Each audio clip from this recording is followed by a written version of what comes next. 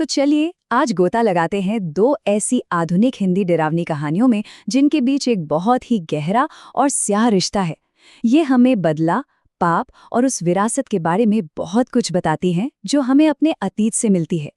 इस पूरी कहानी की शुरुआत होती है दो बहुत ही खौफनाक घटनाओं से। एक तरफ है बदला लेने पर तुली एक आत्मा का डरावना साया और दूसरी तरफ है एक श्रापित तालाब जिसमें कोई रहस्यमयी तरीके से गायब हो गया है। पहली कहानी में हम मिलते हैं कृष्णा से। उसे बार बार एक खून से लथपथ आदमी के भयानक सपने आते हैं। ये आत्मा है नक्कटा। और लगभग उसी समय एक दूसरी कहानी में 3 पक्की सहेलियां हैं, एक तालाब पर हैं और अचानक उनमें से एक नूर को कोई अनदेखी ताकत पानी के अंदर खींच लेती है। तो ये जो दो अलग अलग घटनाएं हैं ना, असल में ये एक ही स्याह अतीत की तरफ इशारा कर रही हैं जो श्राप और बदले की कभी न बुझने वाली आग से जुड़ी हैं।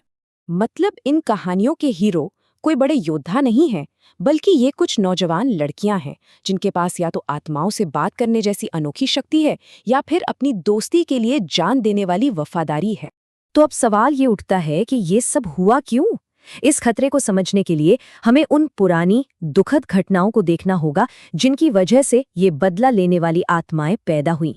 नक्कटा की जो आत्मा है उसकी कहानी में कोई अन्याय नहीं है, बल्कि उसकी अपनी ही बुरी नीयत है जो सबके सामने आ गई और इसी वजह से वो बदला लेना चाहता है। लेकिन नूर की कहानी वो बिल्कुल अलग है। वो तो एक सीधी साधी त्रासदी है जहां एक हंसते खेलते परिवार को एक पड़ोसी की जलन और नफरत तबाह कर देती है।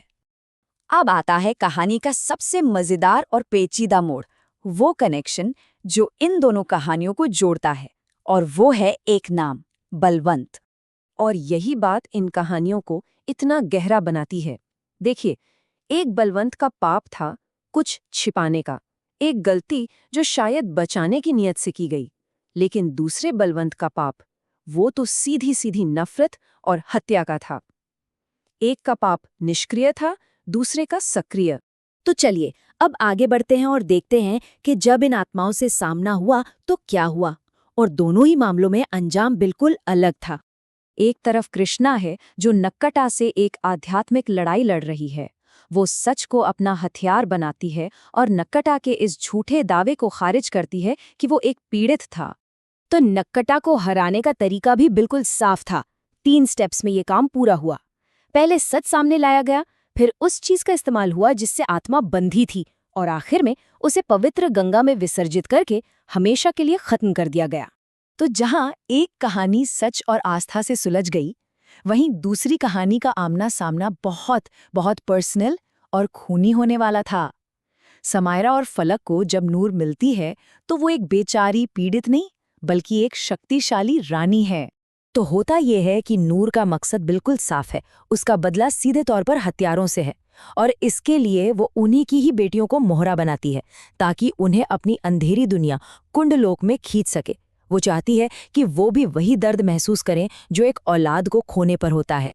इन दोनों कहानियों का जो अंत है ना, वो बिल्कुल एक दूसरे से जुदा है और हमें न्याय के 2 बिल्कुल अलग चेहरे दिखाता है।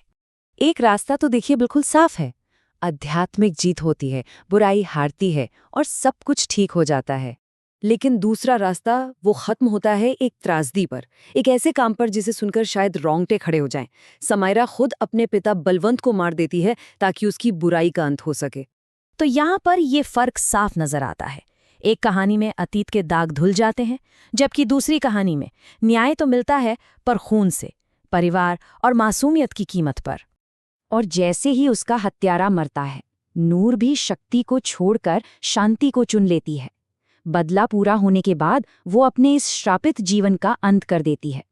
तो आखिर में इन डरावनी कहानियों से हमें क्या सीखने को मिलता है? ये कहानियां हमें बताती हैं कि न्याय हमेशा सीधा साधा नहीं होता, कि कभी-कभी पीड़ित और गुनहगार के बीच की लकीर मिट जाती है। और सबसे बड़ी बात कि अक्सर माँ बाप के किए गए पापों की कीमत उनकी औलाद को चुकानी पड़ती है। और आखिर में ये कहानियां हमारे जहन में एक बहुत ही परेशान करने वाला सवाल छोड़ जाती हैं कि जब इंसाफ के सारे दरवाजे बंद हो जाएं, तो क्या बदला लेना ही इंसाफ कहलाता है?